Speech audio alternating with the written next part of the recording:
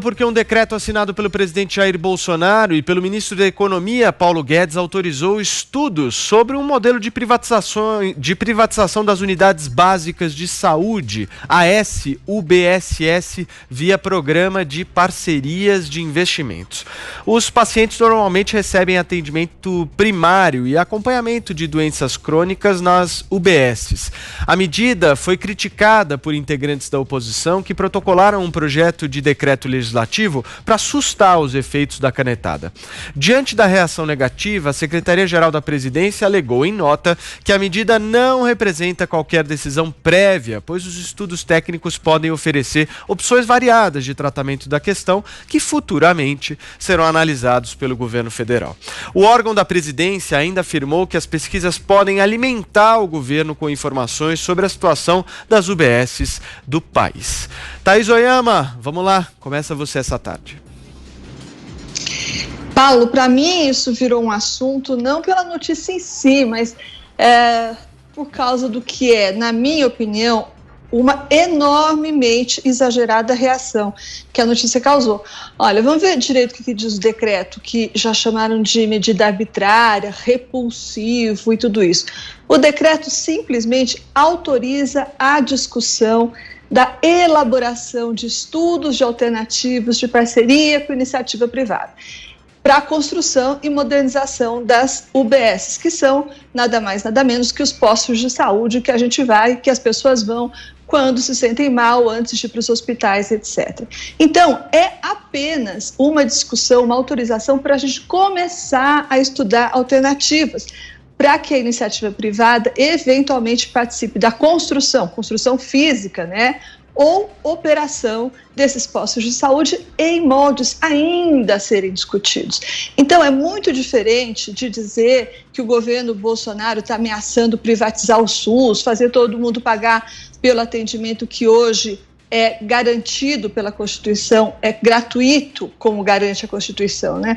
Não tem nada disso, ninguém falou em nada disso, ninguém cogitou do Estado começar a retirar os direitos constitucionais das pessoas, ninguém falou em tirar o atendimento gratuito ou começar a cobrar por ele, ninguém falou nada além de começar um debate sobre uma eventual participação da iniciativa privada nos postos de saúde, começando por construí-los, porque é, aliás, uma coisa muito necessária, porque está cheio de postos de saúde pelo Brasil, pelo interior dos estados aí, que só começou e parou na metade porque os municípios não têm dinheiro. Os municípios recebem o dinheiro dos estados, mas que são repassados pelo governo federal. Então, nessa crise toda, ficou um monte de esqueleto por aí, coisa que não subiu e também não desce e que pode apodrecer antes mesmo de ser inaugurado. Então, no mínimo, esse decreto do governo pode iniciar uma discussão sobre o que fazer com esses esqueletos, por exemplo, não é? São as primeiras, são o primeiro lugar a que as pessoas recorrem quando tem problemas de saúde, é uma coisa muito importante e o governo não está tendo capacidade para responder à demanda de expansão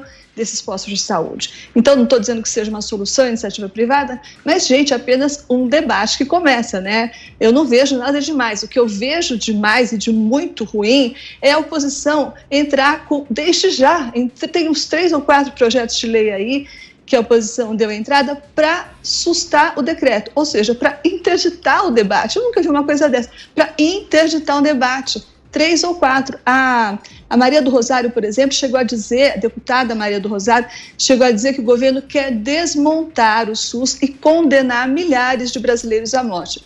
Isso é um enorme exagero, se não for má fé, né? Porque com tanta coisa para propor, a oposição resolve fazer demagogia barata em cima de uma coisa que é uma proposta de discussão. Então, isso mostra que essa oposição, Paulo, está à altura desse governo. Um governo sem rumo e uma oposição idem.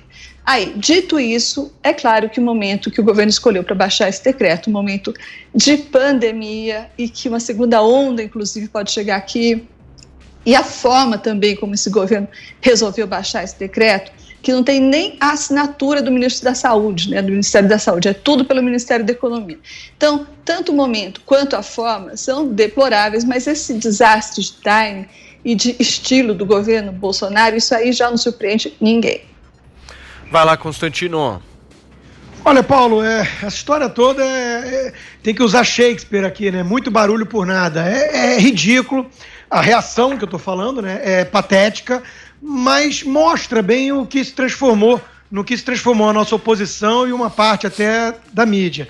É oportunismo puro para desgastar o presidente e o governo que eles odeiam, né? Então tudo é politizado, tudo é histérico, está desmontando o sistema de saúde no meio de uma pandemia, dizia uma chamada, né?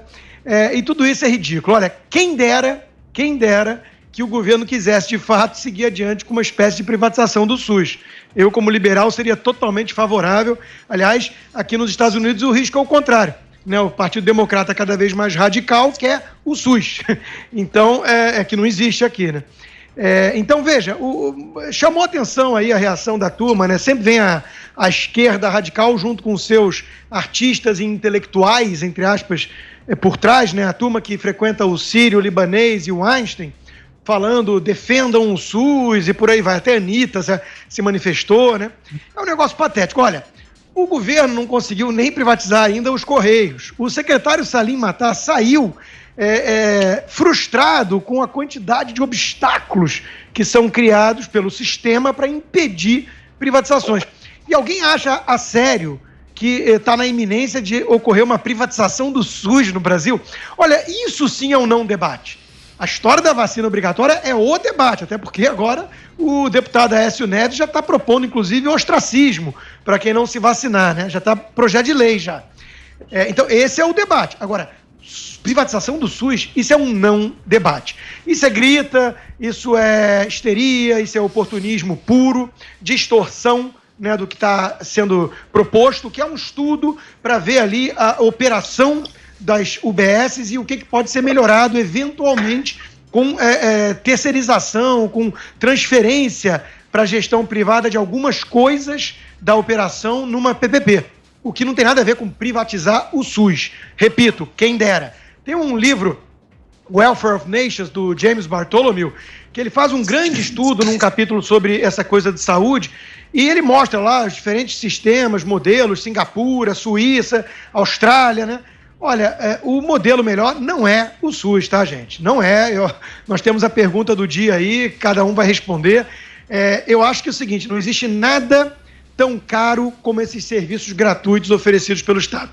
A universalização do sistema de saúde para todos os tratamentos e para todo mundo é, obviamente, uma daquelas utopias socialistas que a nossa Constituição de 88 ainda está repleta desse tipo de mentalidade. E o resultado concreto está aí.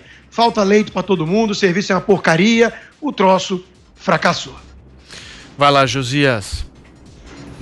Ao editar esse decreto que coloca unidades do SUS na mira do programa de parceria com a iniciativa privada, o governo se comportou mais ou menos como bombeiro que deflagra uma discussão sobre regras de combate ao incêndio no meio das chamas, ainda com a mangueira na mão. Dizer que o governo foi inábil aqui é muito pouco para traduzir o que está ocorrendo. Na verdade, colocar um tema como esse sobre a mesa, no meio da pandemia do coronavírus, pode levar inclusive à morte, um tema que é relevantíssimo e merecia ser debatido a sério, num momento adequado. Era muito previsível que esse debate produziria ruídos, e os ruídos não vêm só da oposição, não, eles vêm também do centrão. A pergunta é, para quê? Ideias costumam jorrar nos governos como água em chafariz, mas, ao contrário do que ocorre em momentos, em períodos de calmaria, assessores que têm muitas ideias não são bem-vindos num cenário de adversidade. Há pessoas que se sentem bem em dar palpites, na maioria das vezes até agem com boas intenções, mas no meio de um incêndio, a menos que a sugestão se pareça com um extintor, cabe ao presidente descartar essas ideias extravagantes ou adiá-las quando são boas ideias que merecem um debate a sério no momento apropriado. No caso desse debate sobre a gestão privada das unidades básicas de saúde, o surgimento da ideia nesse momento é esdrúxulo por 3 razões. Primeiro, porque nós estamos em meio a uma crise sanitária. E é hora de assegurar que o que está aí, esse sistema precário que nós temos, o Sistema Único de Saúde, que ele preste a melhor assistência possível à clientela que recorre a ele. Segundo, porque o Ministério da Economia, que é o berço da iniciativa, tem muito mais o que fazer.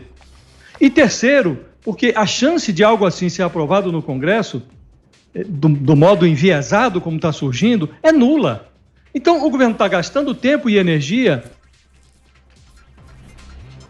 com uma boa ideia e uma bobagem.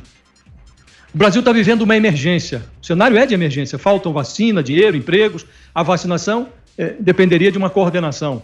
E o que há não é coordenação, é uma balbúrdia. A penúria recomendaria uma atenção especial com esses brasileiros que vão perder, agora na virada da curva aí do ano novo, o auxílio emergencial da pandemia. E ficou para depois da eleição municipal esse debate.